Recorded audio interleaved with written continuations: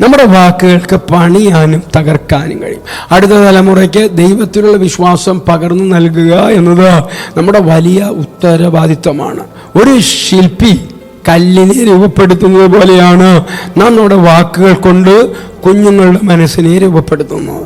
നാം പറയുന്ന ഓരോ വാക്കും അവരുടെ ഉള്ളിൽ ഒന്നെങ്കിൽ വിശ്വാസത്തിൻ്റെ ഗോപുരങ്ങൾ പണിയും, അല്ലെങ്കിൽ സംശയത്തിൻ്റെ വിള്ളലുകൾ ഉണ്ടാക്കും. ദൈവത്തിൻ്റെ പ്രകാരം പറയുന്നു, മരണവും ജീവനും നാവിൻ്റെ അധികാരത്തിലിരിക്കുന്നു, അതിനെ ഇഷ്ടപ്പെടുന്നവർ അതിൻ്റെ ഫലം അനുഭവിക്കും. സദൃശവാക്യങ്ങൾ 18:21.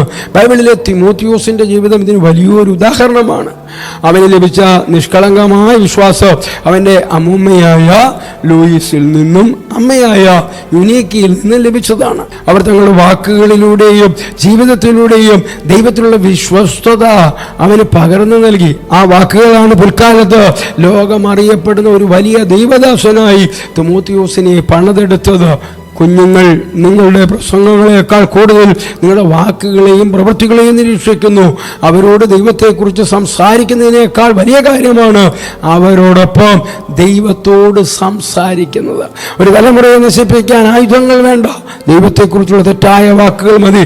എന്നാൽ ഒരു തലമുറയെ രക്ഷിക്കാൻ വിശ്വാസത്തിൽ ഉറച്ച വാക്കുകൾ വേണം. നമ്മുടെ വീട്ടിലെ സംസാരങ്ങൾ എങ്ങനെയാണ്? അത് പരാതികളും പരിഭവങ്ങളും നിറഞ്ഞതാണോ, അതോ ദൈവത്തിൻ്റെ നന്മകളെ വാഴ്ത്തുന്നതാണോ? എൻ്റെ ഉപദേശം ഇതാണ്: നിങ്ങളുടെ മക്കൾക്കും വരും തലമുറയ്ക്ക് മുൻപിൽ ദൈവത്തെക്കുറിച്ച് എപ്പോഴും ബഹുമാനത്തോടെയും സ്നേഹത്തോടെയും സംസാരിക്കുക. കഷ്ടതകൾ വരുമ്പോൾ ദൈവം നമ്മെ സഹായിക്കും എന്ന ഉറച്ച വാക്കുകൾ അവർ കേൾക്കട്ടെ.